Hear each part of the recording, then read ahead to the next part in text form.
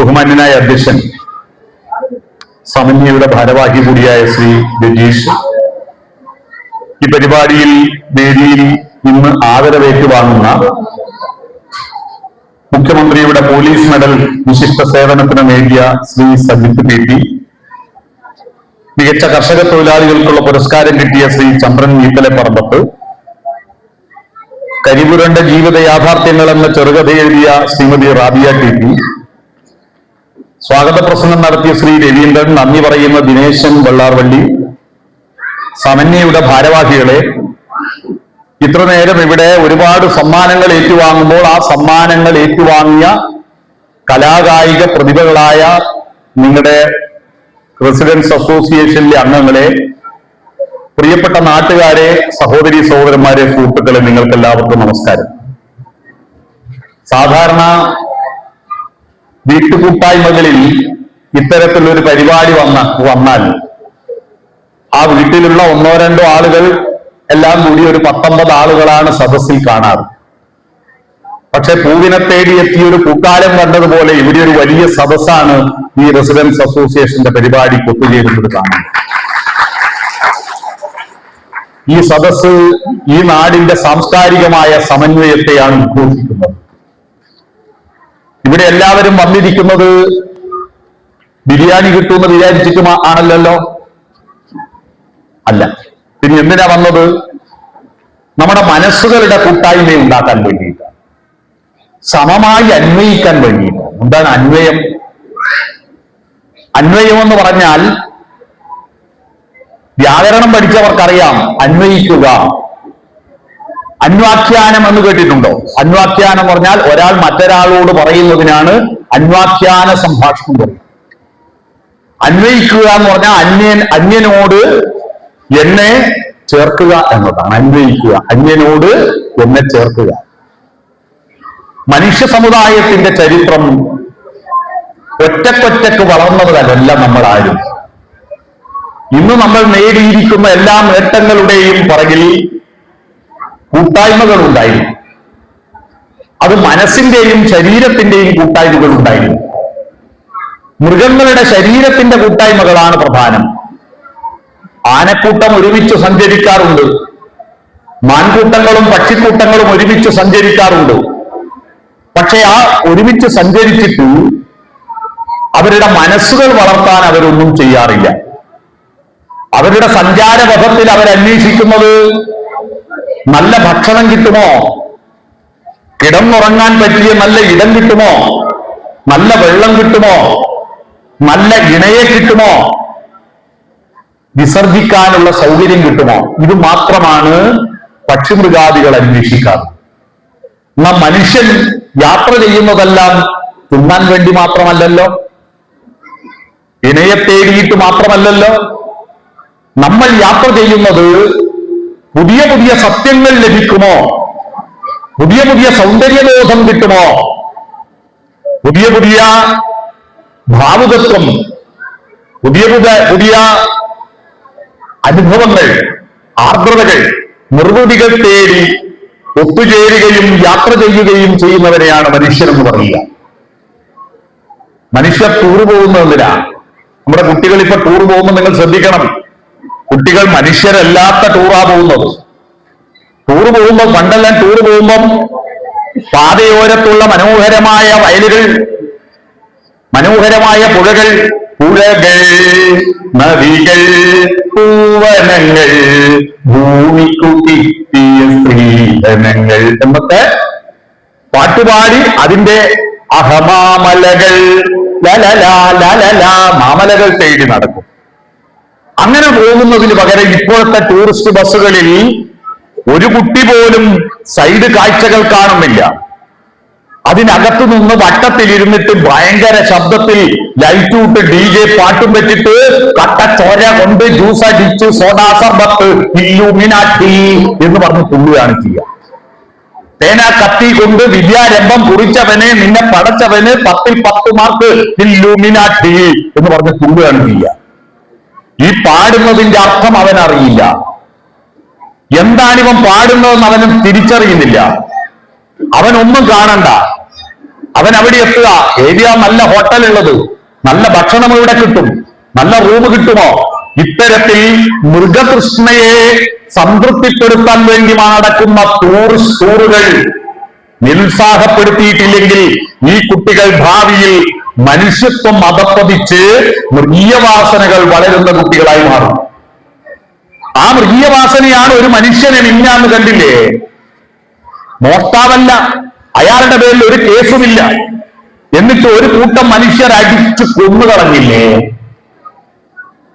കൊല്ലാൻ വേണ്ടി തീരുമാനിച്ചു പോയതല്ല. ആ മനുഷ്യൻ എന്ത് പാർട്ടിയാണ്, ഏത് മതമാണ്, ഏത് ജാതിയാണെന്ന് അറിയില്ല. അടിക്കാൻ തുടങ്ങിയപ്പോ എല്ലാരും പേര് അടിക്കുക.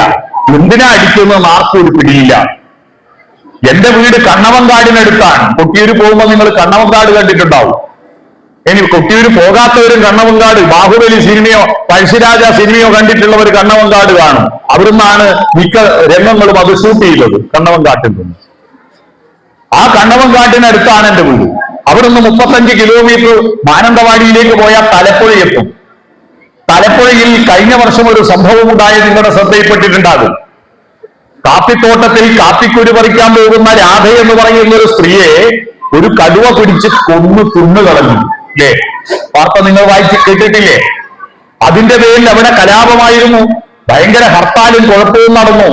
പക്ഷേ ആ കടുവക്ക് ഇത് രാധയാണെന്നും മനുഷ്യ സ്ത്രീയാണെന്നും റേഷൻ കാർഡിൽ പേരുണ്ടെന്നും വോട്ടർ പട്ടികയിൽ പേരുണ്ടെന്നും ഇവര് അമ്പലത്തിൽ പോയി തൊഴുന്നവളാണെന്നും ഒന്നും ശ്രീകൃഷ്ണന്റെ കാമുകിയായ രാധയുടെ പേരാണ് ഇവർക്കുള്ളതൊന്നും കടുവക്കറിയില്ല.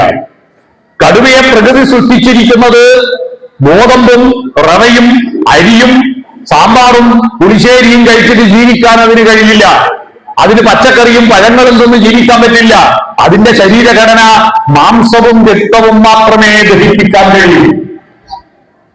അതുകൊണ്ടാണ് അതിന് കൂർത്ത നഖങ്ങളും കൂർത്ത പല്ലുകളും കൊടുത്തത്. അതിന് കാട്ടിനകത്തുള്ള മുയലിനെയും മാനിനെയും മാത്രമേ പിടിക്കാൻ പാടുള്ളൂ. നാട്ടിലിറങ്ങരുതെന്നറിയാമോ?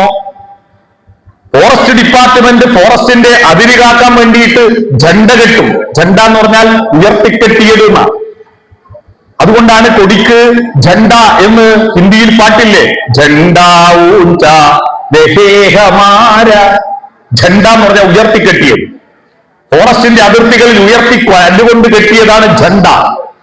ഇത് ഫോറസ്റ്റിന്റെ അതിർത്തിയാണ്. ഇത് നാട്ടിലപ്പുറത്ത് പട്ടയമുള്ള ഭൂമിയാണ്. ആ ഭൂമിയിലുള്ള മനുഷ്യരുടെ പശുവിനെയും ആടിനെയും പിടിക്കരുത് എന്ന് കടുവക്കറിയില്ല. അതിന് കാടേതാ നാടേതാന്നറിയില്ല. നാട്ടിൽ ആടുണ്ട്, പശുവുണ്ട്. അത് അന്വേഷിച്ച് പോകുന്ന കൂട്ടത്തിൽ രാധയെ കണ്ടു. രാധയെ കണ്ടപ്പോ ഇത് മനുഷ്യ സ്ത്രീയാണെന്ന് അതിനറിയില്ല. അത് പിടിച്ചു തിന്നോ, കൊന്നാ പാപം, തിന്നാ തീരും. അത് പിടിച്ചു തിന്നോ, അതിന്റെ പേരിൽ വലിയ ബഹളായി. എന്നാ പ്രിയപ്പെട്ടവരെ, കഴിഞ്ഞ ഒറ്റ വർഷം കൊണ്ട് 2026 2025 ഡിസംബർ 31 പോവുക. 2026 ഡിസംബർ 31 2026 ജനുവരി 1 ഇടയിൽ കഴിഞ്ഞ വർഷം ഈ ഭൂമിയിൽ 1,19,000 കൊലപാതകങ്ങൾ നടന്നു. അറിയോ? 1,19,000 കൊലപാതകങ്ങൾ. ഈ കൊലപാതകങ്ങൾ നടത്തിയതൊന്നും തന്നെ കടുവയോ പുലിയോ കരടിയോ ആനയോ അല്ല. സ്കൂളിൽ പോയി അക്ഷരം പഠിച്ച, ദൈവത്തെ പ്രാർത്ഥിക്കുന്ന, കരുണാകര എന്ന് ദൈവത്തെ വിളിക്കുന്ന കരുണാകരനാണ് ദൈവം. ദൈവങ്ങളുടെ പര്യായങ്ങളിൽ ഏറ്റവും നല്ല പര്യായം കരുണാകര എന്നാണ്. ശ്രീനാരായണ ഗുരുവിന്റെ ഒരു പീഡ എറുമ്പിനും വരാതെ വണ്ണം എന്റെ മനസ്സിനെ കാത്തുരക്ഷിക്കൂ കരുണാകര എന്ന് ഒരു പ്രാർത്ഥനയുണ്ട്. കരുണയാണ് മനുഷ്യന്റെ പ്രത്യേകത. അങ്ങനെ പ്രാർത്ഥിക്കുന്ന മനുഷ്യരാണ്. ഈ മനുഷ്യരാണ് 1,19,000 കൊലപാതകം നടത്തിയത്. ഈ കേരളത്തിൽ കഴിഞ്ഞ വർഷം 311 കൊലപാതകം നടത്തി. അത്രയൊന്നും അല്ല കണക്ക്. 4217 റോഡപകടങ്ങളിൽ ആളുകൾ മരിച്ചു കേരളത്തിൽ. അതെല്ലാം ഒരു മിനി കൊലപാതകമാണ്. അതിൽ 350 ആൾ മരിച്ചത് എങ്ങനെയാണെന്നറിയോ? റോഡിലൂടെ പോകുമ്പോ എതിരെ വരുന്ന വാഹനം ഡിമ്മ് കൊടുക്കാത്തത് കൊണ്ട്, മുമ്പിൽ മുറിച്ചു കടക്കുന്ന ആളെ കാണാതെ അടിച്ചു തെറിപ്പിച്ചത്, മുന്നിലത്തെ ഇലക്ട്രിക് പോസ്റ്റിനും മതിലിനും പോയിട്ട് അടിച്ചത്, കുഴിയിൽ പോയി മറഞ്ഞതിന്റെ കാരണം ഡിമ്മ് കൊടുക്കാനില്ല. ഈ വണ്ടി ഓടിച്ചു കൊടുക്കൊണ്ടിരിക്കുമ്പോൾ ഡിമ്മ് കൊടുക്കേണ്ടത് കോഴിക്കോട് പോയിട്ട് വാങ്ങിക്കൊണ്ട് കൊടുക്കേണ്ടത് അല്ലല്ലോ ഡിമ്മ്. ഓടിക്കുന്ന ഡ്രൈവറുടെ കയ്യില് വിരൽ ഇങ്ങോട്ട് ചലിപ്പിച്ച ഡിമ്മായി, അങ്ങോട്ട് ഇട്ടാൽ ഹെഡ്ലൈറ്റായി. എന്നാൽ എന്റെ LED ബൾബ് കൊണ്ട് നിന്റെ കണ്ണ് മഞ്ഞളിച്ചാലും കൊടുക്കൂലടാ ഞാൻ ഡിമ്മ് എന്ന് പറഞ്ഞ അഹന്തയോടുകൂടി പോകുന്ന മനുഷ്യരാണ് 350 മനുഷ്യരുടെ അപകട മരണത്തിലെ കൊലപാതക കേസിലെ പ്രതികൾ, മഹാഭാവികൾ. എന്താണ് ഇതിന് കാരണം? മനുഷ്യന്റെ വികാസം വളരും തോറും അവന് സ്നേഹമാണ് വളരേണ്ടത്, കരുണയാണ് വളരേണ്ടത്, നന്മയാണ് വളരേണ്ടത്, പരസഹായമാണ് വളരേണ്ടത്. എല്ലാ മതങ്ങളും അതിനു വേണ്ടിയാണ്. എല്ലാ രാഷ്ട്രീയ പാർട്ടികളും തത്വശാസ്ത്രങ്ങളും പ്രത്യയശാസ്ത്രങ്ങളും ഉണ്ടാക്കി അതിനു വേണ്ടിയാണ്. എന്നാൽ ഇതെല്ലാം ഉണ്ടാക്കി വെച്ച് എല്ലാവരും പഠിക്കുന്നു. പണ്ട് എല്ലാവരും ഒന്നും പഠിക്കാറില്ല. സ്കൂളിൽ അപൂർവം ആളുകളെ ചേരാറുള്ളൂ. ഇന്ന് പഠിക്കാത്തൊരു കുട്ടിയുമില്ല. എന്നാ പഠിക്കുന്നതോ എന്തൊരു മാർക്കാണപ്പാ നമ്മളെ കുട്ടികൾക്ക്, എന്തൊരു ബുദ്ധിമന്മാരാണ് നമ്മുടെ കുട്ടികൾ. നമ്മളെല്ലാം SLC പരീക്ഷ എഴുതുന്ന കാലത്ത് 600 360 മാർക്ക് കിട്ടിയാൽ 60% കിട്ടിയ ഫസ്റ്റ് ക്ലാസ്സാ. ഇന്നത്തെ കുട്ടികളോട് അച്ഛനമ്മമാർ നിങ്ങളുടെ SLC ബുക്ക് ഒന്ന് കാണിച്ചു നോക്ക്. കുട്ടികൾ പറയും പൂർവ്വം ഇത്രയേ ഉള്ളൂ. കാരണം ഫസ്റ്റ് ക്ലാസ് എന്ന് പറഞ്ഞാൽ A+ ഇല്ല, A ഇല്ല, B+ ഇല്ല, വെറും B മാത്രമാണ്. എന്തൊരു മാർക്കാ! എന്തെല്ലാം കോഴ്സിനാ കുട്ടികൾ പഠിക്കുന്നത്. ഈ പഠന പ്രക്രിയയുടെ വികാസം ഉണ്ടാകുന്നതിനനുസരിച്ച് നമ്മുടെ നാട്ടിൽ സ്നേഹം വളരുന്നോ, കരുണ വളരുന്നോ, ദയ വളരുന്നോ, പരസ്പരമുള്ള മനുഷ്യത്വം വളരുന്നോ? എവിടെയോ ഒരു സ്പെല്ലിംഗ് മിസ്റ്റേക്ക് ഇല്ലേ? ആ സ്പെല്ലിംഗ് മിസ്റ്റേക്കിന്റെ ഉത്തരം എന്താണ്? ആ ഉത്തരം കണ്ടെത്താനാണ് വീട്ടുകൂട്ടായ്മകൾ. ഇംഗ്ലീഷിൽ റെസിഡൻസ് അസോസിയേഷൻ, അതിന്റെ പച്ച മലയാളം എന്താ? വീട്ടുകൂട്ടായ്മകൾ, അല്ലെങ്കിൽ അത് നാട്ടുകൂട്ടായ്മകൾ. നാട്ടുകൂട്ടായ്മകൾ. എങ്ങനെയാണ് നാടുണ്ടായത്? നാടുണ്ടായത് ഭൂം എന്ന് പറഞ്ഞ ആകാശത്തിൽ നിന്ന് പൊട്ടി വീണതല്ല, ഭൂമിയിൽ നിന്ന് ഭൂകമ്പത്തിൽ ഉയർന്നു വന്നതല്ല.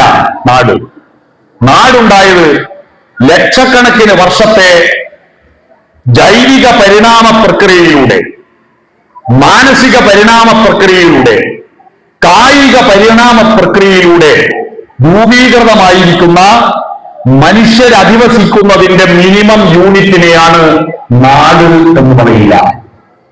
ഒന്നുകൂടി പറയാം, ലക്ഷക്കണക്കിന് വർഷത്തെ ജൈവിക പരിണാമ പ്രക്രിയയിലൂടെ, മാനസിക പരിണാമ പ്രക്രിയയിലൂടെ, കായിക പരിണാമ പ്രക്രിയയിലൂടെ രൂപം കൊണ്ടിരിക്കുന്ന ഒരു സ്വാഭാവികമായ ഒരു ജീവിതത്തിന്റെ മിനിമം യൂണിറ്റിനെയാണ് ഒരു നാട് എന്ന് പറയുക.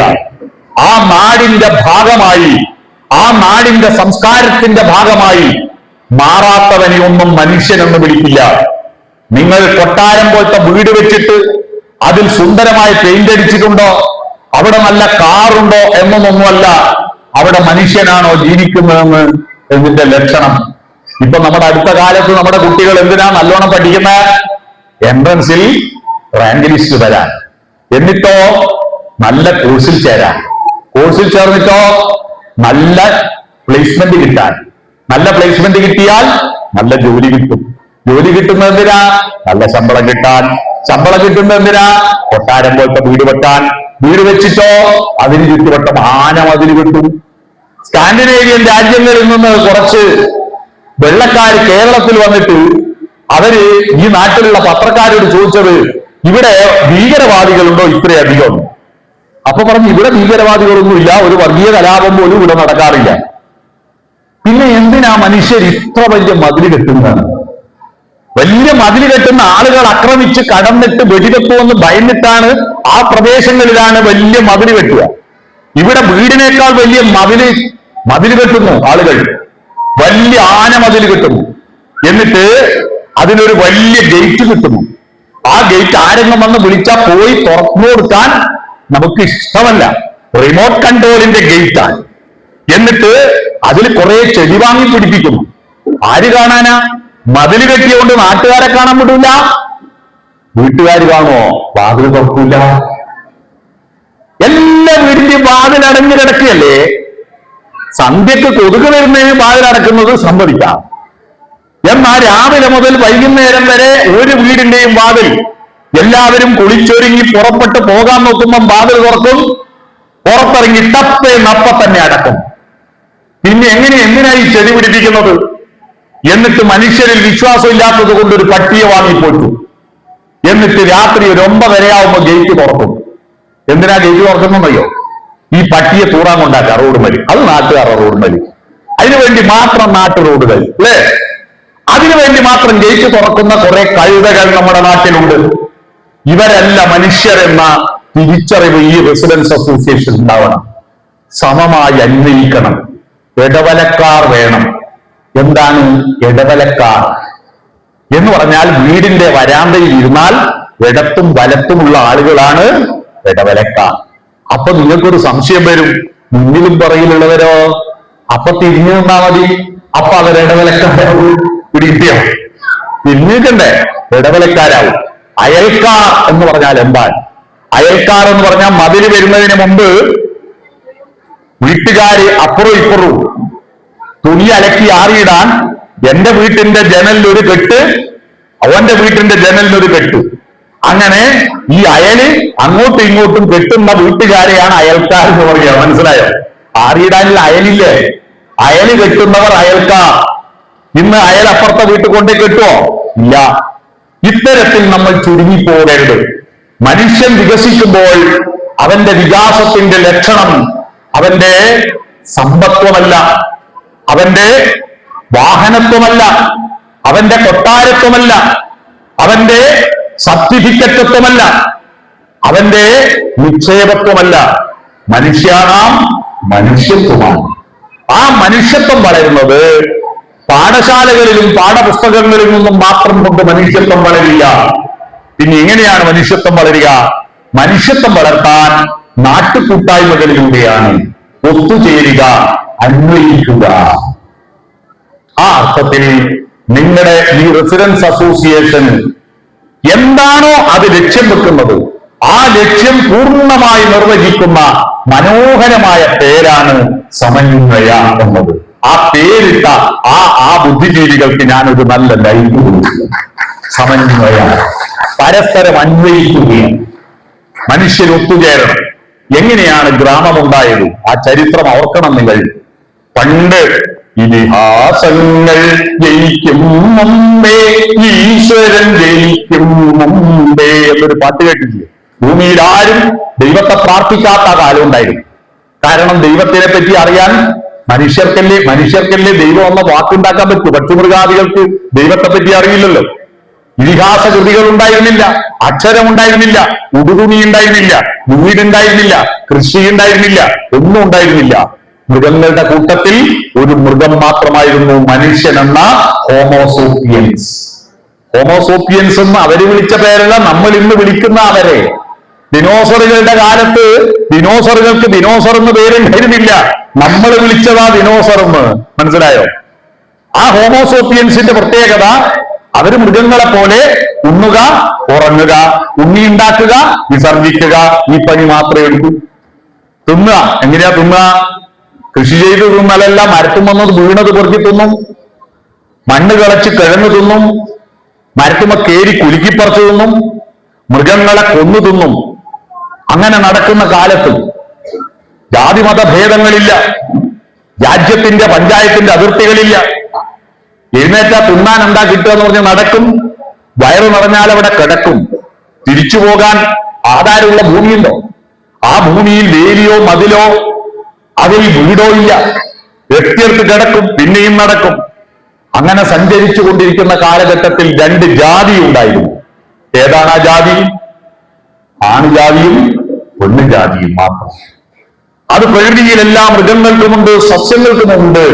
ആൺപൂവും പെൺപൂവും ഉണ്ട്. അത് രണ്ടും തീസിസും ആന്റി തീസിസും ചേർന്നാലേ സിന്തസിസ് ഉണ്ടാവും. പുതിയതുണ്ടാവണ്ടേ? അപ്പൊ അതുകൊണ്ട് ആണും പെണ്ണുണ്ടായിരുന്നു. അത് പ്രകൃതിയുടെ ഏറ്റവും മനോഹരമായ കരവിരുതാണ്.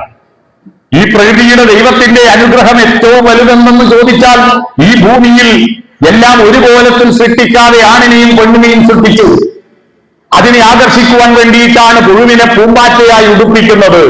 പൂമ്പാറ്റ ഒരു പുഴുവാൻ. അതിനു വേണ്ടിയിട്ടാണ് പരാഗണം നടക്കാൻ വേണ്ടിയിട്ടാണ് പുഷ്പങ്ങൾ ഉണ്ടാക്കുന്നത്. അതിനു വേണ്ടിയിട്ടാണ് മാനിന് വഴിയെ കസ്തൂരിമണം ചേർക്കുന്നത്. അതിനു വേണ്ടിയിട്ടാണ് ഇരുമീനക്കായി ഒരു സാഗരം കൊടുക്കുന്നത്. അത്തരത്തിൽ ആണും പെണ്ണുമുണ്ടായി. ഈ ഭക്ഷണ ശേഖരണ യാത്രക്കിടയിൽ ഇടക്ക് പെണ്ണിന് ആണിന്റെ കൂടെ പോകാൻ പറ്റില്ലായിരുന്നു. എന്തുകൊണ്ടാണ്? കുഞ്ഞുണ്ണിമാഷയുടെ കവിത കേട്ടാൽ ഉത്തരം കിട്ടും. ആണിന്റെ അമ്മ പെണ്ണേ, പെണ്ണിന്റെ അമ്മയും പെണ്ണേ, ഇതെന്ത് നീതി, ഇതെന്ത് ന്യായം. ആണിനെപ്പറ്റതും പെണ്ണിനെപ്പറ്റതും പെണ്ണാണ്. ഗർഭിണിയായിരിക്കുമ്പോ മരത്തിന്റെ മേലെ കയറാനും കുഞ്ഞിനെയും കൊണ്ട് മൃഗങ്ങളുടെ പുറകെ ഓടാനും പറ്റാത്തത് കൊണ്ട് ഗർഭിണിയെയും കുഞ്ഞുള്ളവരെയും ഗുഹയ്ക്കകത്തിരുത്തിയിട്ട് ബാക്കി കാട്ടാളന്മാര് ഭക്ഷണം തേടിപ്പോവും. തേടിപ്പോയിട്ട് അവർക്ക് ഭക്ഷണം കിട്ടിയാൽ അവരെ വയറ് നിറഞ്ഞ് ബാക്കിയുണ്ടെങ്കിൽ അവർ ഈ ഗുഹയ്ക്കകത്തുള്ള പെണ്ണിന് കൊണ്ടു കൊടുക്കും. അവളത് തിന്നുമ്പോഴാണ് അതിന്റെ മാംസളമായ ഭാഗം കഴിച്ചിട്ട് അതിന്റെ ഉള്ളിൽ ഒരു കടുപ്പുള്ള ഭാഗമുണ്ട്. ആ ഭാഗം കുരുവാണെന്നും വിത്താണെന്നൊന്നും അവക്കറിയില്ല. പല്ലിന് പിടിക്കാത്തത് കൊണ്ടും അത് കടിച്ചു പൊട്ടിച്ചാലും രുചിയൊന്നും ഇല്ലാത്തത് കൊണ്ടും അവളത് അതിന്റെ തൊലിയും ഈ കുരുവും ഗുഹയ്ക്ക് പുറത്തേക്ക് വലിച്ചെറിയും. അന്ന് ചവിട്ടുമ്പം തുറക്കുന്ന മൂടിയുള്ള പാത്രം ഇല്ലല്ലോ. ചവിട്ടുമ്പം തുറക്കുന്ന മൂടിയുള്ള പാത്രം ഇല്ലല്ലോ. എന്താ, ഒരു പാത്രമില്ല. അങ്ങനെ വലിച്ചെറിഞ്ഞിട്ട് അടുത്ത ഭക്ഷണം തേടിയിട്ട് ഗുഹാമുഖത്തേക്ക് നോക്കിയിരിക്കുമ്പോഴാണ് പുറത്ത് മഴ പെയ്തു. ആ മഴയത്ത് ഇവർ പുറത്തേക്ക് എറിഞ്ഞ കുരു കുതിർന്നിട്ട് അതിനകത്തുനിന്ന് ജയലളിതയുടെയും കെ എം മാണിയുടെയും ചിഹ്നം പൊങ്ങി വന്നു. എന്താ അത്? രണ്ടില. അവരുടെ ചിഹ്നം രണ്ടിലയാണ്. ഈ രണ്ടില പിന്നെ 4 ഇല 8 ഇല 10 ഇലയായി ആ ഇലയെ തന്നെ അവൾ സൂക്ഷിച്ചു നോക്കുക. അപ്പോഴാണ് ആദ്യത്തെ ഐഡിയ ഉണ്ടായത്, ആദ്യത്തെ ആന്തരിക പ്രകാശം ഉണ്ടായത്. മനുഷ്യനെ മനുഷ്യനാക്കിയത് ഈ ആന്തരിക പ്രകാശമാണ്. പുറത്ത് വെളിച്ചം അന്ന് അതിനു മുമ്പും സൂര്യനുണ്ടായിരുന്നു, ചന്ദ്രനുണ്ടായിരുന്നു, കാട്ടുതീയുണ്ടായിരുന്നു, നക്ഷത്രങ്ങൾ ഉണ്ടായിരുന്നു. അതിന്റെ വെളിച്ചമെല്ലാം പക്ഷിമൃഗാദികൾ കാണാറുണ്ടായിരുന്നു. ആ വെളിച്ചം ഒരു മാറ്റവും ഉണ്ടാക്കിയിട്ടില്ല. എന്നാൽ ആ വെളിച്ചത്തെ ആന്തരിക വെളിച്ചമാക്കിയപ്പോഴാണ് മനുഷ്യൻ ഉത്ഭവിച്ചത്. അതുകൊണ്ടാണ് മനുഷ്യവംശത്തിന്റെ ആദ്യത്തെ പ്രാർത്ഥന എന്താണ്? ഭാരതത്തിലെ ആദ്യത്തെ പ്രാർത്ഥന. ഇത് ഏതെങ്കിലും ഒരു മതത്തിന്റെ പ്രാർത്ഥനയായി തെറ്റിദ്ധരിക്കരുതേ. ഈ പ്രാർത്ഥന ഉണ്ടാകുന്ന കാലത്ത് ഹിന്ദു മതമില്ല, ഇസ്ലാം മതമില്ല, ക്രിസ്തു മതമില്ല, യഹൂദ മതവുമില്ല, ഒരു മതവുമില്ല ഈ ഭൂമിയിൽ. അതുകൊണ്ട് ആ പ്രാർത്ഥന ഏതെങ്കിലും മതത്തിന്റെ അല്ല. ആ പ്രാർത്ഥനയെക്കുറിച്ച് വയലാർ രാമവർമ്മ മനോഹരമായ ഒരു പാട്ട് എഴുതിയിട്ടുണ്ട്. കേട്ടിട്ടുണ്ടോ? പാട്ട് കേട്ടിട്ടുണ്ടോ? അത് ഞാൻ ആ പാട്ട് പാടാം. പ്രാർത്ഥന അടുത്ത വരിയാണ് പ്രാർത്ഥന. ഞാൻ നിർത്തും അവിടെ.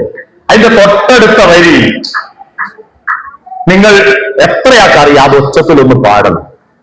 നോക്കാലോ പഴയതിനെ ഓർമ്മിക്കുന്നവർ എത്ര പേരുണ്ടെന്ന്. ശാരികേ ശാരികേ സിന്ധു ഗംഗാ നദീതീരം വളർത്തിയ ഗന്ധർവഗായികേ പാടുക നീ പുരുഷാന്തരത്തിലെ ഭാവോജ്വലങ്ങളാം. ഒരാൾ പറഞ്ഞു, ആരാ? ഒന്നുകൂടി പറയൂ. ഭാവോജ്വലങ്ങളാം. ഒന്ന് പറഞ്ഞു, ഒരാൾ പറഞ്ഞു, ഒന്ന് ഒച്ചത് പറയൂ. ആ സൂര്യഗായത്രികൾ. കുറുമ്പയിൽ നാടിന്റെ മാനം കത്ത ആ സ്ത്രീക്ക് ഒരു കയ്യടി കൊടുത്തു.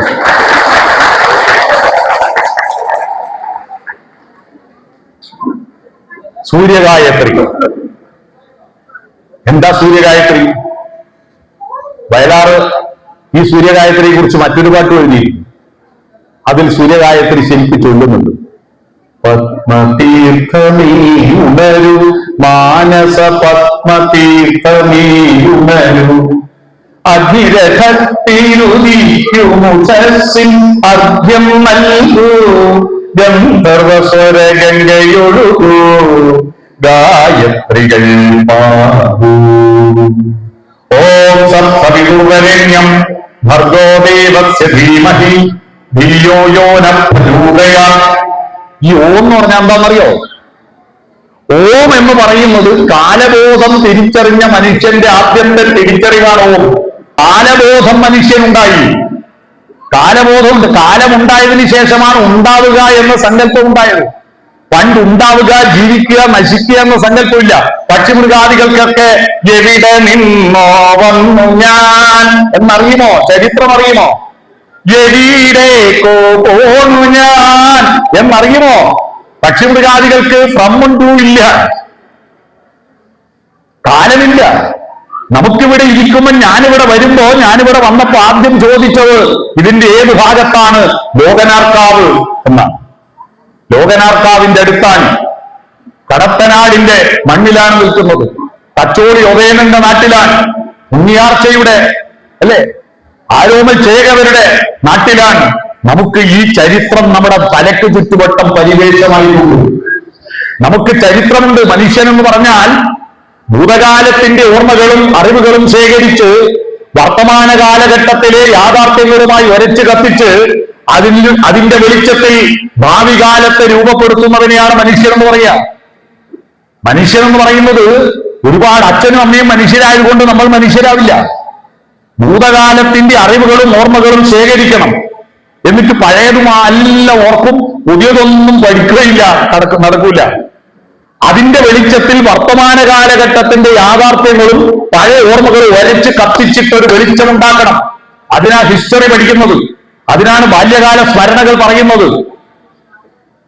അതിന്റെ വെളിച്ചത്തിൽ ഭാവി കാലത്തെ രൂപപ്പെടുത്തുന്നവനെയാണ് മനുഷ്യനെന്ന് പറയുക.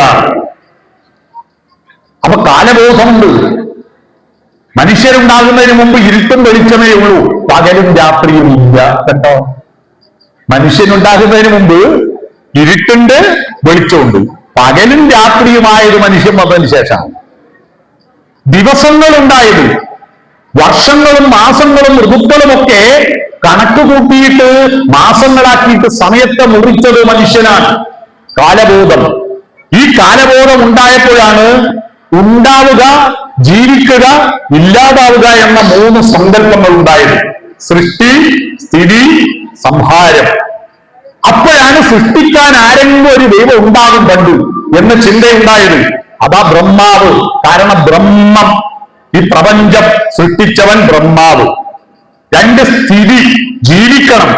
ജീവിക്കണമെങ്കിൽ വികാസത്തിന് താല്പര്യമുണ്ടാകണം, വിഷ്ണു ആവണം. അതാ വിഷ്ണു. ജീവിതത്തിന്റെ ദൈവം വിഷ്ണു എന്ന സങ്കല്പം പിന്നെ ഉണ്ടായതാ. സംഹാരം ശിവൻ, കാലന്റെ അല്ലെ, കാലന്റെ മരണത്തിന്റെ കാലന്റെ മേലെയുള്ള ഓഫീസറാണ് ശിവൻ. ഈ സങ്കല്പങ്ങളൊക്കെ ഉണ്ടാവുന്നു എന്ന സങ്കല്പത്തിൽ നിന്നുണ്ടായതാ. കാലബോധം ഉണ്ടാകുന്നതിന് മുമ്പ് ഈ പ്രപഞ്ചം ആരും ഉണ്ടാക്കിയിട്ടുമില്ല, നിലനിൽക്കുന്നുമില്ല, ഇല്ലാതാവുന്നില്ല. നമ്മൾ ഈ കാലം കണ്ടുപിടിച്ചതിന് ശേഷമാണ് ഉണ്ടാക്കിയതാരാന്നുള്ള ചിന്തയുണ്ടായത്. ആ കാലബോധത്തിൽ നിന്നാണ് പ്രകൃതി, ഞാൻ, ദൈവം 3 ചിന്തകൾ ഉണ്ടായത്. ഞാൻ എന്ന് പറയുന്ന ആളുണ്ടെന്ന് ചിന്തയുണ്ടായത്, എനിക്ക് പേരുണ്ടായത്. മനുഷ്യനുണ്ടാകുന്നതിന് മുമ്പ് ഇവിടെ ഒന്നിനും പേരില്ല. നായ്ക്കറിയോ നായിന്റെ പേര് നായിയാണെന്ന്? ഇല്ല. താൻ ആനയാണെന്ന് അറിയുന്ന ഏതെങ്കിലും ആനയുണ്ടോ ലോകത്ത്? ഇല്ല. കാട്ടിലെ രാജാവാരാണോ? കുട്ടികൾ പറഞ്ഞാട്ടെ, സിംഹം. പക്ഷെ ആ വിവരം ഇന്ന് വരെ ഒരു സിംഹം അറിയില്ല താനാണ് കാട്ടിലെ രാജാവെന്ന്. അറിഞ്ഞെങ്കിൽ പിറ്റേന്ന് കൊട്ടാരം വേണമെന്ന് പറയും, ഇസ്കോട്ട് ഇന്നോവ കാറ് വേണമെന്ന് പറയും, പരിചാരകന്മാര് വേണമെന്ന് പറയും. അത് വെറും നിലത്ത് കിടന്നുറങ്ങുന്നു. അതിന്റെ ഭക്ഷണം അത് വേട്ടയാടി പിടിച്ച് തിന്നുന്നു. സിംഹത്തെ കാട്ടിലെ രാജാവാക്കി സങ്കല്പിച്ചതാരാ? മനുഷ്യൻ വന്നതിന് ശേഷമാണ് ഈ കാലബോധമുണ്ടായി. ആ കാലബോധത്തിന് 3 ശബ്ദങ്ങളിലൂടെ അറിയിച്ചു. ഉണ്ടാവുന്നതിന് ആ, നിലനിൽക്കുന്നതിന് ഓ, ഇല്ലാതാകുന്നതിന് അം. ഇത് 3ഉം കൂട്ടിച്ചേർത്തിട്ടാണ് ഓ എന്ന് പറയുന്നത്. പിടിയിട്ടോ, ഇത് പിടിയിട്ടോ? ഉണ്ടാവുക, നിലനിൽക്കുക, ഇല്ലാതാവുക. ആ, ഊ, അം കൂട്ടി വായിച്ച ഓ. ഇത്രയേ ഉള്ളൂ. സത് സവിതുർവരേണ്യം ഭർഗോദേവസ്യ ധീമഹി. എന്താ ഈ ഭർഗോദേവസ്യ ധീമഹി? ഇത് സയൻസാണ്. ഭർഗസ് എന്ന് പറഞ്ഞ ഊർജം, ഊർജത്തിന്റെ പ്രവാഹമായിരിക്കുന്നവനെ നീ ധിയോയോന പ്രചോദയാ. ധീ എന്ന് പറഞ്ഞാൽ ബുദ്ധി, ബുദ്ധിക്ക് പ്രചോദനമായി തീരൂ എന്ന് പറഞ്ഞാൽ പുറത്ത് വെളിച്ചം തരുന്ന സൂര്യ, നീ അകത്ത വെളിച്ചമായി മാറുമെന്നു. എല്ലാവർക്കും അത് മനസ്സിലായില്ല അല്ലേ? ഞാൻ സിമ്പിൾ ആയിട്ട് പറഞ്ഞുതരാം. പുറത്ത് വെളിച്ചം തരുന്ന ആളെ കൃഷ്ണൻകുട്ടി എന്ന് പറയും, അകത്ത് വെളിച്ചം തരുന്ന ആളെ ശിവൻകുട്ടി എന്ന് പറയും. മനസ്സിലായോ? പുറത്ത് വെളിച്ചം തരുന്ന മന്ത്രിയാണ് കൃഷ്ണൻകുട്ടി, ഇലക്ട്രിസിറ്റി മന്ത്രി.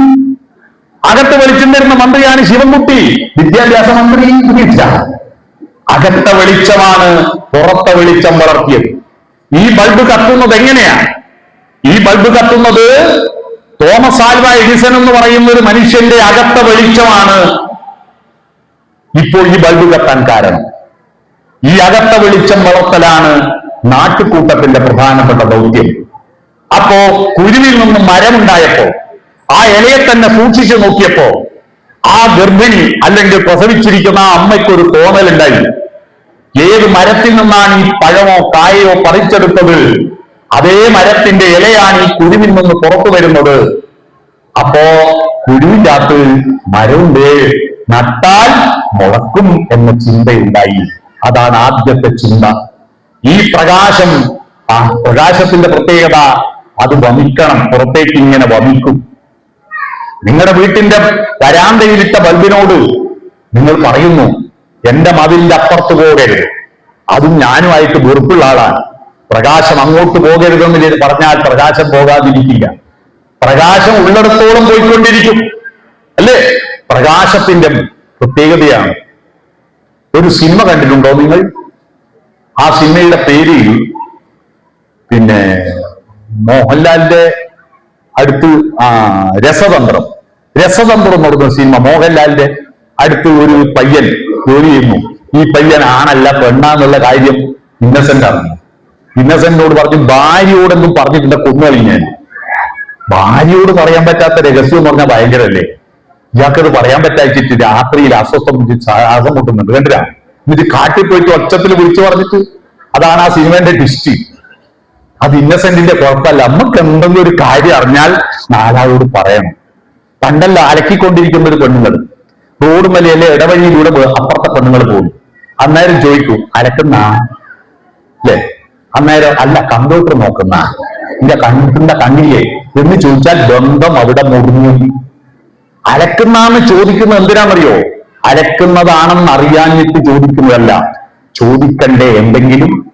അപ്പൊ പറയൂ, ഒരുപാട് ഉണ്ടേനപ്പൊ അലക്കാൻ, 2 ദിവസം കല്യാണത്തിലെല്ലാം പോയിട്ട് അലക്കാൻ ബാക്കിയുണ്ടേനും, എനിക്ക് ഇത് അലക്കി കഴിഞ്ഞിട്ട് വേണം അടുക്കളയിലെന്തോ നോക്കാൻ. അപ്പോ അവര് പറയും, ഞാനിപ്പോ അടുക്കളയിൽ ചോറ് വെച്ച് വാർത്തിട്ട് വരിക, ഇനി കൂട്ടാൻ എന്തെങ്കിലും വന്നിട്ട് നോക്കണം. ഇതിങ്ങനെ അങ്ങോട്ടും ഇങ്ങോട്ടും പറയുമ്പോൾ, മുൻപും പറയുമ്പോൾ ചെയ്യുമ്പോഴാ നമ്മൾ മനുഷ്യരാവുക. അല്ലാതെ ബൈക്ക് എടുക്കുന്നു, കാർ എടുക്കുന്നു, കുതിരക്ക് ജീനി വെച്ച പോലെ നേരെ പോകുന്നു, ഇടത്തും വലത്തും നോക്കുന്നില്ല, പിന്നെ എന്ത് മരങ്ങോടനാണത്? മനസ്സിലായേ? അപ്പുറം ഇപ്പുറമൊന്നും മിണ്ടണ്ടേ, ഒന്ന് ലോക്യം പറയണ്ടേ? അങ്ങനെ കുരുവിന്റെ അകത്ത് മരം ഉണ്ടാവുമെന്നുള്ള അറിവ് കിട്ടിയപ്പോ ആ അറിവ് തന്റെ കൂട്ടാളികളെ അറിയിക്കാൻ വേണ്ടിയിട്ട് അവൾ നടത്തിയ ഒരു ശബ്ദമുണ്ട്. ആ ശബ്ദമാണ് ആദ്യത്തെ ഭാഷ, ആദ്യത്തെ കമ്മ്യൂണിക്കേഷൻ. ദൂരെ നിൽക്കുന്ന കാട്ടാളന്മാര് കേൾക്കാൻ വേണ്ടി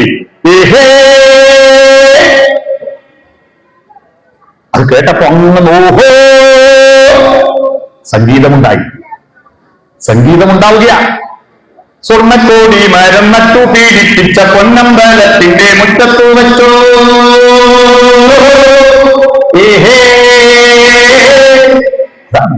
നാട്ടുവിളികളാണ് പാട്ടിന്റെ ഹമ്മിങ്. വിളിക്കുന്നു, കേൾക്കുന്നു, കുറെ ആൾ ഓടി വരുന്നു. എന്താ സംഭവം? അപ്പൊ ഇവള് പറഞ്ഞു കൊടുക്കുക, ഈ കുഴി നട്ടാൽ മുളച്ചു വരും, മുളച്ചാൽ പൂക്കും, പൂത്താൽ കായ്ക്കും, അതില് ഈ പഴവും ഈ കായും ഉണ്ടാകും. അതുകൊണ്ട് നമ്മള് ഭക്ഷണം തേടി പോണ്ട, നമ്മൾ ഉള്ളെടുത്ത് ഭക്ഷണം ഉണ്ടാക്കാം. ഇത് പറയാൻ ഭാഷയുണ്ടാ? ഇത് പറയാൻ ഒരു വാക്കില്ലല്ലോ. ഇത് പറയണം. ഇവർക്ക് ഇവരുടെ മനസ്സിൽ ആശയമുണ്ട്. ഇത് പറഞ്ഞ് ബോധ്യപ്പെടുത്താൻ വേണ്ടിയിട്ടാണ് ഭാഷ കണ്ടുപിടിക്കുന്നത്. ആംഗ്യങ്ങളിലൂടെ, ശബ്ദങ്ങളിലൂടെ ഇവൾ പരിശ്രമിച്ചിട്ട് ഏറെ കാലം കൊണ്ടാണ് ഈ കുരു നടണം, കൃഷി ചെയ്യണം എന്ന ചിന്തയുണ്ടായത്.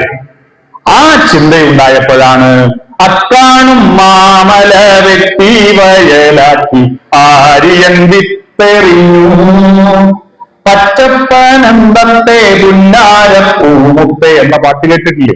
വിത്തിട്ടു.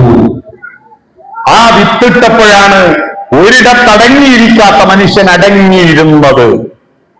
എന്താ? വിത്ത് മുളക്കോ പൂക്കോ കായ്ക്കോ എന്നറിയാൻ അടുത്തിരുന്നു. അവിടെ തന്നെ ഇരുന്നപ്പോഴാണ് മഴ കൊള്ളാതെ വെയിൽ കൊള്ളാതെ മേൽക്കൂര ഉണ്ടാക്കിയത്. മഴ കൊള്ളാതെ വെയിൽ കൊള്ളാതെ മേൽക്കൂര ഇലകൾ കൊണ്ട് മേൽക്കൂര ഉണ്ടാക്കി. മഴവെള്ളം ഒഴുകി ശരീരത്തിലൂടെ പോകാതിരിക്കാൻ മണ്ണുവാരി കൂട്ടി തറയുണ്ടാക്കിയത്. ആ തറക്ക് ചുറ്റുവട്ടം പക്ഷിമൃഗാദികൾ കടന്നു വരാതിരിക്കാൻ പനയോലകൾ കൊണ്ടും ചടിക്കട്ടകൾ കൊണ്ടും ചുമരുണ്ടാക്കിയത്. അതാണ് ആദ്യത്തെ റെസിഡൻസ്. മനസ്സിലായോ? ആദ്യത്തെ വീട് അതാണ്. അങ്ങനെ വീടുണ്ടായപ്പോഴാണ് അടുത്തിരുന്നപ്പോഴാണ് നാണം വന്നത്. അതുവരെ ഇങ്ങനെ ഭക്ഷണം തേടി നടക്കുകയല്ലേ, അടുത്തിരിക്കൂലല്ലോ. നാണം വന്നപ്പോഴാണ് കോണ കൊടുത്തത്. ഗുഹ്യഭാഗം മറക്കാൻ വേണ്ടിയിട്ട് വസ്ത്രം ധരിച്ചത്. വസ്ത്രം കാട്ടുവള്ളികൾ മടങ്ങിട്ടുണ്ടാക്കി 3 കോണാകൃതിയിൽ ഒരു തുണി ഉണ്ടാക്കി. 3 കോണിനകത്തായത് കൊണ്ടാണ് കോണകം എന്ന് പറയാ. അതിന് സംസ്കൃതത്തിൽ പറയാ കച്ചത്രം. ത്രം എന്ന് പറഞ്ഞാൽ 3, കച്ച എന്ന് പറഞ്ഞാൽ തുണി, 3 കോണുള്ള തുണി, അതാ കച്ചത്രം. അത് മലയാളത്തിൽ പണ്ടത്തെ ആളോട് ചോദിച്ചു നോക്കൂ, കച്ചട്ടം എന്ന് പറയും. കച്ചട്ടം. ആ കച്ചട്ടം മാത്രമാണ് ആളുകൾ വിൽക്കുകയും വാങ്ങുകയും ചെയ്തിരുന്നത്. അതുകൊണ്ട് കച്ചട്ടം വിൽക്കുന്നവരെ കച്ചട്ടക്കാർ എന്ന് വിളിച്ചു. ആ വാക്കിൽ നിന്നാണ് കച്ചവടക്കാർ എന്ന വാക്കുണ്ടായത്. മനസ്സിലായി? കച്ചവടക്കാർ എന്ന വാക്ക് വന്നത് അങ്ങനെയാ. ഇത് ഞാൻ ഉണ്ടാക്കിയതല്ല, ഭാഷാശാസ്ത്രം പറയുന്നതാണ്. അങ്ങനെ നാണം വന്നു, നാണം മറച്ചു, വസ്ത്രമുണ്ടായി. അട്ടഹസിച്ച് ഏഹേ എന്ന കാട്ടാളന്റെ ശബ്ദത്തിൽ നിന്ന് അടുത്തിരുന്നപ്പോ മന്ത്രസ്ഥായി ഉണ്ടായി. ഒറ്റക്കം വീണാദം മാത്രം വീണാദാനം എന്ന മട്ടിൽ മെല്ലെ പറയാൻ തുടങ്ങി. അടുത്തിരിക്കല്ലേ. അപ്പോ അട്ടഹാസത്തിൽ നിന്ന് മെല്ലെ പറച്ചലുണ്ടായി. ഈ സംഗീതം ഉണ്ടാക്കുമ്പോ സപ്തസ്വരങ്ങളിൽ ഉച്ചസ്ഥായി ശബ്ദം കാട്ടാളന്റെ ശബ്ദമാണ്. കേട്ടിട്ടുണ്ടോ?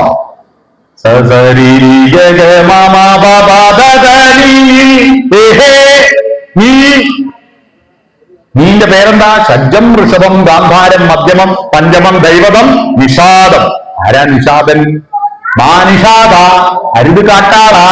നിഷാദന്റെ അച്ഛയാണ് നിഷാദം. പിടിക്കോ? കാട്ടാളന്റെ ശബ്ദം. ആ കാട്ടാളത്വത്തിൽ നിന്ന് മെല്ലപ്പറച്ചലുണ്ടോ? അവിടെ മനുഷ്യത്വമുണ്ട്. നിങ്ങളുടെ വീട്ടിൽ മക്കളെ വിളിക്കുന്ന ശബ്ദം നോക്കിയാൽ നിങ്ങളുടെ കുട്ടികളുടെ കാട്ടാളനാവുമോ മനുഷ്യനാവോ എന്ന് മനസ്സിലാവും. സ്കൂൾ ബസ് വരുന്ന സമയായി, ചേക്കൻ എണീച്ചിട്ടില്ല, വീട് അടുപ്പത്തൊന്നും ആയിട്ടില്ല, ഇങ്ങനെയാണോ വിളിക്കുന്നത്? അവൻ കാട്ടാളനായിട്ടാവും കഴിയും. അട്ടഹസിക്കരുത് കുട്ടികളോട്. എണീക്കുന്നില്ലേ, പഠിക്കുന്നില്ലേ, പല്ലിയേക്കുന്നില്ലേ, കുടിക്കുന്നില്ലേ? എന്തിനാ ഇങ്ങനെ ഒച്ച വെക്കുന്ന അച്ഛനമ്മമാരെ? മനുഷ്യനാവാൻ മോനെ മോളെ എന്ന് വിളിച്ചൂടെ? നാദം ഷഡ്ജത്തിലേക്ക് വരും. ഞാനിതൊരു സ്കൂളിൽ ക്ലാസ് എടുത്തപ്പോ ഒരു രക്ഷിതാവ് പറഞ്ഞത്, നമ്മൾ ഷഡ്ജത്തിലാ തുടങ്ങുക, പക്ഷെ നിഷാദത്തിലെത്തിയാൽ വിനിയോഗിക്കുന്നത്. മനസ്സിലായോ? അത് കുട്ടികൾ ശ്രദ്ധിക്കുക. രാവിലെ തന്നെ ഒന്ന് വിളിച്ച ഉടനെ ഉണരാൻ ശ്രമിക്കുക. അപ്പൊ നാദമുണ്ടായി. അങ്ങനെ അവര് അടുത്തിരുന്ന് അപ്പോഴേക്ക് ഈ നട്ടത് പൂത്ത് കായ്ച്ച് മുളച്ച് പഴുത്ത് പറിച്ചെടുത്ത് പങ്കുവെച്ച് കഴിച്ചു. സ്നേഹമുണ്ടായി. കൊടുക്കുകൾ വാങ്ങൽ. ബാക്കിയുള്ളത് ഉണക്കി വെച്ചു, സൂക്ഷിച്ചു വെച്ചു, അച്ചാറിട്ട് വെച്ചു, ഉപ്പിലിട്ട് വെച്ചു. സമ്പാദ്യമുണ്ടായി. എന്റെ പറമ്പിൽ ഒരുപാട് വെള്ളരിക്ക ഉണ്ടായി. അപ്പുറത്തെ ഗ്രാമത്തിൽ കുറെ മത്തങ്ങ ഉണ്ടായി.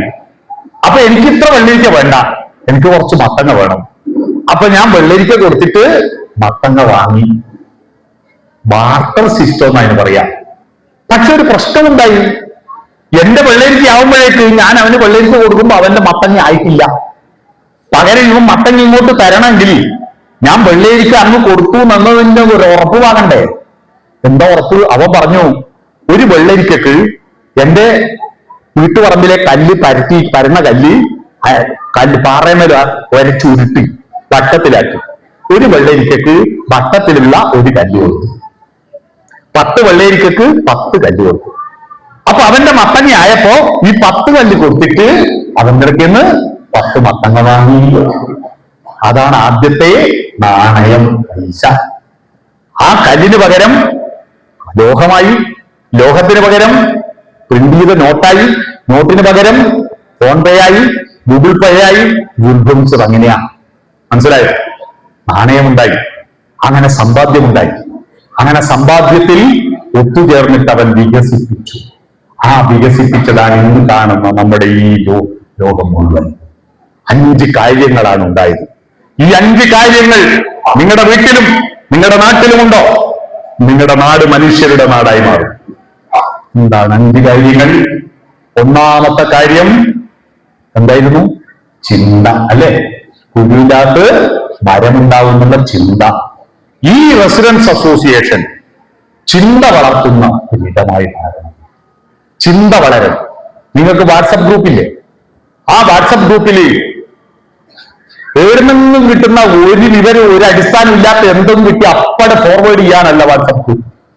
പുതിയ അറിവുകൾ സംഭവിക്കാൻ, പുതിയ ഭാവുകത്വങ്ങൾ. ഏതെങ്കിലും ഒരു പാട്ടിനെ പറ്റി ഒരു ദിവസം ചർച്ച ചെയ്യും. ആ പാട്ടിന്റെ പ്രത്യേകത എന്താണ്? നാളെ നിങ്ങൾ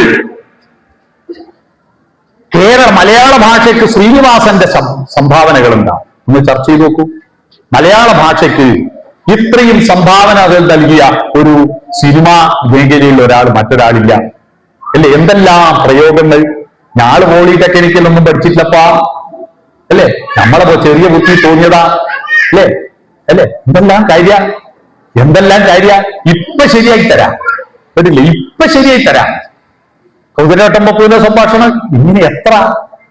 ഞാനിന്ന് നമ്മുടെ നാട്ടിൽ പ്രസംഗത്തിലും വർത്തമാനത്തിലും ഉപയോഗിക്കുന്ന ശൈലികളുണ്ടല്ലോ, ആ ശൈലികൾ ശ്രീനിവാസനിൽ നിന്ന് കിട്ടിയ ശൈലികൾ ഞാൻ ലിസ്റ്റാക്കി വെക്കുമ്പോ 67 ശൈലി എനിക്ക് കിട്ടി. നമ്മളെ വർത്തമാനത്തിൽ നിന്നും ശ്രീനിവാസനിൽ നിന്ന് കിട്ടിയ 67 ശൈലികൾ. നിങ്ങൾക്ക് തോന്നുന്ന ശൈലികൾ ഗ്രൂപ്പിലിട്. അത് ഏത് സിനിമയിൽ പറഞ്ഞതാണെന്ന് തോന്നുന്നു, അല്ലെ? എന്തെല്ലാം രസകരമായ അനുഭവങ്ങൾ, അല്ലെ? രസകരമായ കഥകൾ. അതിനെപ്പറ്റി ഒരു ചർച്ച നടത്തിക്കൂടെ? ഒരു പാട്ടിനെ പറ്റി ചർച്ച നടത്തിക്കൂടെ? ഒരു കഥ വായിച്ചുകൂടെ? ഗ്രൂപ്പിൽ ഒരാൾ ഒരു കഥ വായിക്കുന്നു, ആ കഥയെ പറ്റി ചർച്ച ചെയ്യുന്നു. ഒരു കവിത ചൊല്ലുന്നു, ആ കവിതയെ കുറിച്ച് ചർച്ച ചെയ്യുന്നു. ലോകത്തൊരു പുതിയ കണ്ടുപിടുത്തം ഉണ്ടായി, ആ കണ്ടുപിടുത്തത്തെ പറ്റി ചർച്ച ചെയ്യുന്നു. നോബൽ സമ്മാനം കിട്ടുന്നു. ഏത് കൃതിക്കാണ്? അതിലൂടെ കുട്ടികൾ, ചെറുപ്പക്കാർ കയറും. ഇതിപ്പോ വാട്സപ്പ് എന്ന് പറഞ്ഞാൽ പിള്ളേരല്ല ഇൻസ്റ്റഗ്രാമില്ല, വാട്സപ്പ് വയസ്സന്മാർക്ക് മാത്രമുള്ളതെന്ന് കുട്ടികൾ തെറ്റിദ്ധരിച്ചത്. അവർക്ക് വേണ്ടതൊന്നും അതിലില്ല. അതിലും ചൊറായ എന്നാ കൂട്ടാൻ പറ്റിന്. ഇത് പറയാൻ വേണ്ടിയല്ല വാട്സപ്പ്. വാട്സപ്പിൽ പുതിയ അറിവുകളിലൂടെ ആധുനിക സാങ്കേതിക ഇൻഫർമേഷൻ ടെക്നോളജിയുടെ പുതിയ മാർഗങ്ങളെ ഫലപ്രദമായി ഉപയോഗിച്ചിട്ട് നമ്മുടെ ബോധവും നമ്മുടെ കുട്ടികളുടെ അറിവും വളർത്തിയെടുക്കാൻ കഴിയണം. അതിൽ സംഗീതമുണ്ടാകണം, ആർദ്രതയുണ്ടാവണം, കഥകൾ ഉണ്ടാവണം. അത്തരത്തിൽ ഉപയോഗിക്കൂ.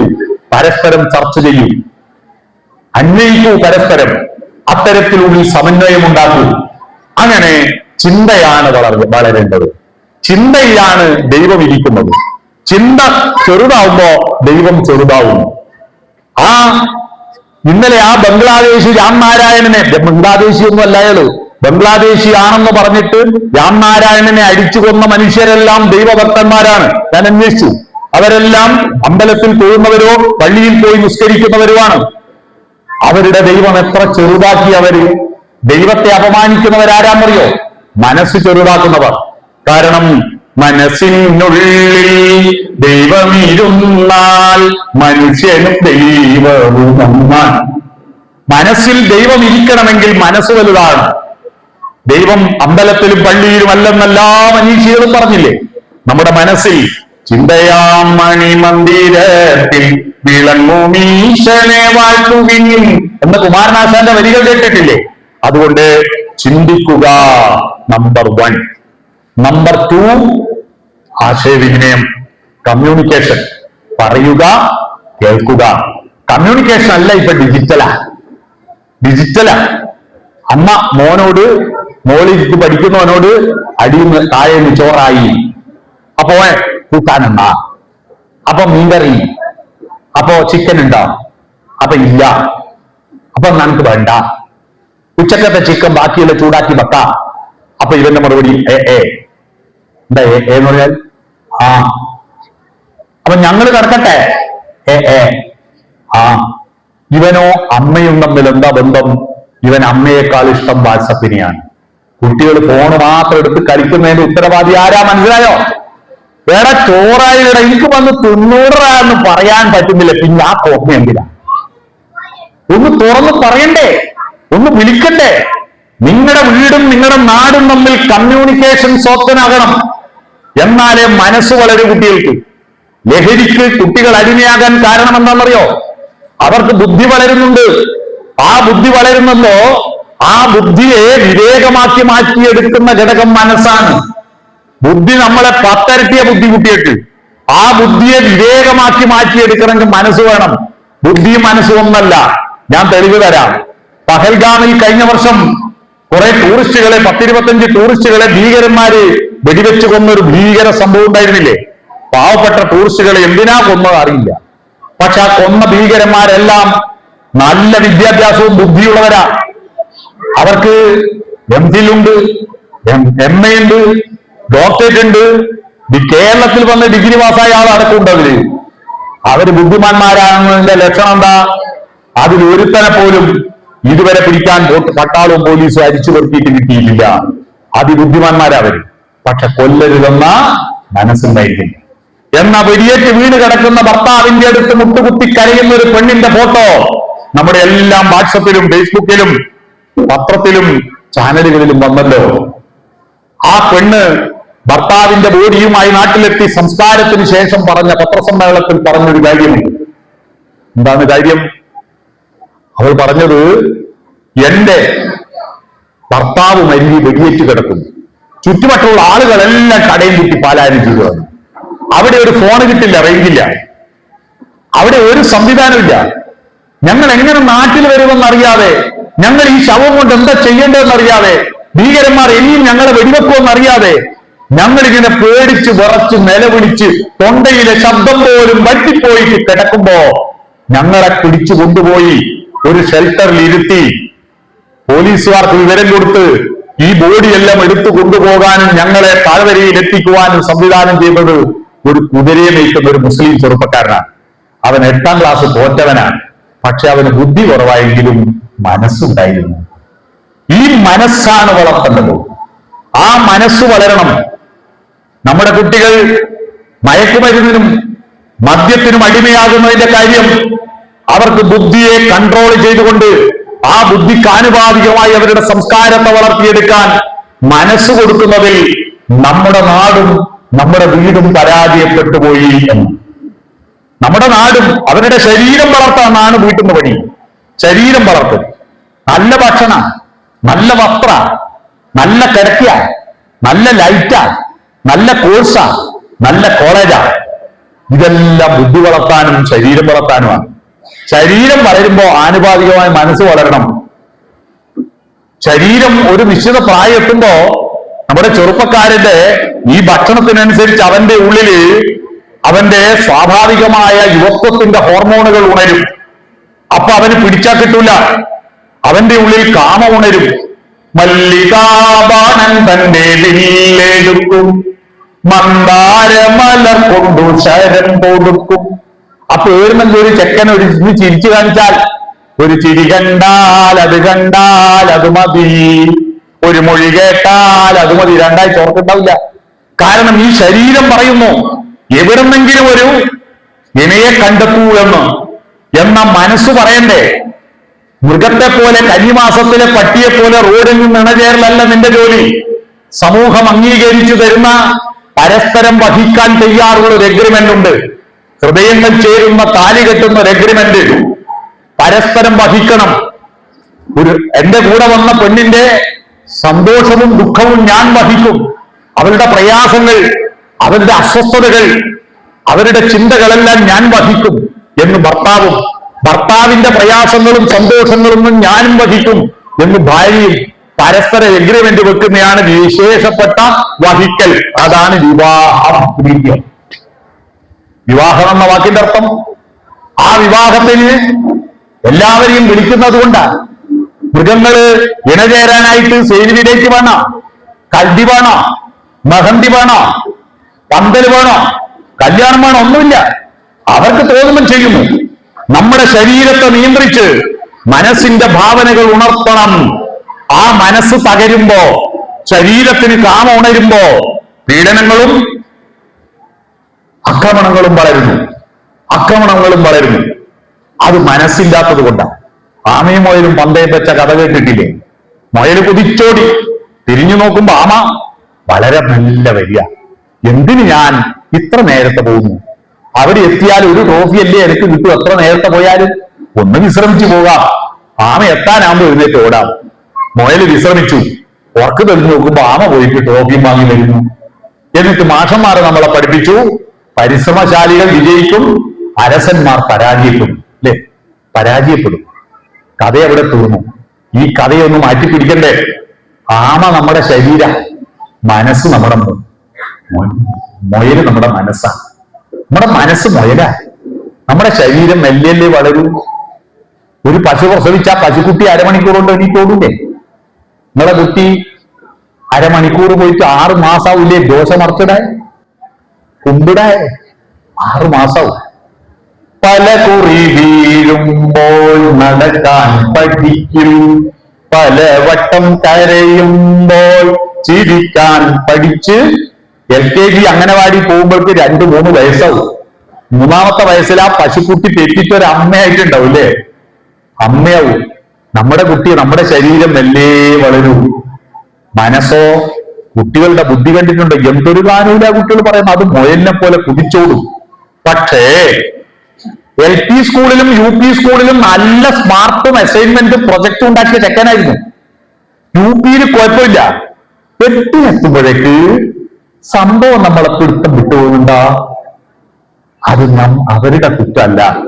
അവരുടെ ശരീരം വളരുമ്പോ അതിനാനുപാതികമായി അവനൊരു മനസ്സുണ്ടാക്കി കൊടുക്കുന്നതിൽ നമ്മൾ പരാജയപ്പെട്ടു. ആ മനസ്സെങ്ങനെ ഉണ്ടാക്കി കൊടുക്കുക? നിങ്ങളുടെ ഉപദേശങ്ങളും അട്ടഹാസങ്ങളും കൊണ്ടൊന്നും മനസ്സ് വളരില്ല.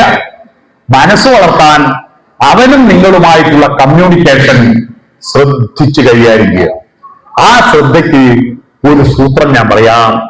Communicate, soften your communication. നിങ്ങളുടെ കമ്മ്യൂണിക്കേഷൻ സോഫ്റ്റനാക്കണം. മെല്ലെ പറയണം, നല്ല അർത്ഥം. ചപ്പാത്തി സോഫ്റ്റനാക്കും, ഇഡ്ഡലി സോഫ്റ്റനാക്കും, ബന്ധങ്ങൾ സോഫ്റ്റനാക്കണം. അതിനെന്ത് വേണം? വീട്ടുകാരോടും നാട്ടുകാരോടും നിങ്ങൾ വർത്തമാനം പറയുമ്പോ സോഫ്റ്റന്റെ സ്പെല്ലിംഗിൽ 6 അക്ഷരമുണ്ട്. ആ 6 അക്ഷരത്തിന് ഓരോ വാക്ക് ഞാൻ പറഞ്ഞുതരാം. അത് മറക്കാതെ ഓർത്തുകൊണ്ട് ആശയവിനിമയം നടത്തുക. SOFTEN. യെസ് എന്ന് പറയുന്നത് സ്മൈൽ എന്നാണ്. പുഞ്ചിരിക്കാൻ പഠിക്കും. നിങ്ങളുടെ വീട്ടിൽ പല കുട്ടികൾക്കും അച്ഛനമ്മമാരും അകന്നു പോകാൻ കാരണം എന്താണെന്നറിയോ? നിങ്ങളറിയില്ല. നിങ്ങൾക്ക് ഒരു പുസ്തകം കൊണ്ടല്ല. പക്ഷെ അപ്പുറത്തെ വീട്ടിലുള്ള ആള് വരുമ്പോ, വിരുന്നുകാരുടെ കുട്ടികൾ വരുമ്പോ പുഞ്ചിരിച്ചു കൊണ്ട്, എന്താ മോനെ, അവനോട് നല്ലോണം പുഞ്ചിരിക്കും. വീട്ടിലെ ചക്കനോട് പേടിക്കണം. എന്ത് തോന്നിയാസാണത്? നിങ്ങളുടെ മക്കളെ നോക്കി ഒന്ന് പുഞ്ചിരിച്ചില്ലേ? ഒന്ന് പുഞ്ചിരിക്കൂ. പുഞ്ചിരിക്കാൻ അറിയുന്ന ഒരേ ഒരു മനുഷ്യനാണ്. എന്മന്ദഹാസം ചന്ദ്രികയായെങ്കിൽ എന്നും പൗർണമി വിടർന്നേനെ, നിമ്മുദ്ധരേണുക്കൾ പുഷ്പങ്ങളായെങ്കിൽ എന്നും മാധവമുണർന്നേനെ. പുഞ്ചിരിക്കും. ചിരിക്കാത്തവനും കരയാത്തവനും ഹൃദയം പൊട്ടും. കാരണം മനുഷ്യന് പറഞ്ഞതാണ് ഈ ചിരിയും കരച്ചിലും.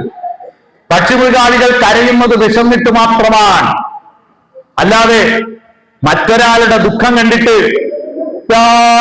പാടി കേഴുന്നു എന്ന പാട്ടും കേട്ടിട്ട് ആകാശബോധ സിനിമയിൽ ഇരുന്നിട്ട് മൂക്ക് ചീറ്റി വിടാൻ മൃഗങ്ങളുണ്ടാവോ? ഇല്ല. മറ്റൊരാളുടെ ദുഃഖം കണ്ട് കരയുന്ന ഒരേ ഒരു ജന്തു മനുഷ്യനാണ്. അവിടെയാണ് നമ്മൾ മനുഷ്യനാവുന്നത്. കരയുമ്പോ നമുക്ക് സന്തോഷമുണ്ടാവുക. ഞാൻ കരയുമോ? എനിക്ക് കരച്ചിൽ വരുന്നുണ്ടെങ്കിൽ ഞാൻ മനുഷ്യനാണെന്ന് ചിരിക്കണം. സ്മൈൽ. നിങ്ങൾ പുഞ്ചിരിച്ചാ പോരാ, നിങ്ങളുടെ വീട് പുഞ്ചിരിക്കണം. വീട് പുഞ്ചിരിക്കണം എങ്ങനെയാ? വീടിന്റെ ചുണ്ടാണ് മുന്നിലത്തെ വാതില്. ആ വാതില് രാവിലെ ഒന്ന് തുറക്ക്. അവിടെ ഒരു അത്ഭുത പ്രതിഭാസമുണ്ട്. പ്രഭാതം വിടരും, പ്രദോഷം വിടരും, പ്രതീക്ഷ രണ്ടും കണ്ടു നിൽക്കും. ഉദയമില്ലാതില്ല അസ്തമനം, ഉണരൂ മനസ്സേയുണരൂ. മനസ്സിനെ ഉണർത്തൂ. രാവിലെ കുട്ടികളെയും കൂട്ടി മുറ്റത്തിറങ്ങും. നല്ല തണുപ്പത്ത് നടക്കൂ. ഇപ്പൊ തണുപ്പാന്ന് പറഞ്ഞ് പുതപ്പിന്റെ ഉള്ളിൽ ഇരുന്നിട്ട് വാട്സപ്പ് നോക്കുക പിള്ളേർ. തണുപ്പ് കുട്ടികൾ അനുഭവിക്കട്ടെ, കുളിരട്ടെ.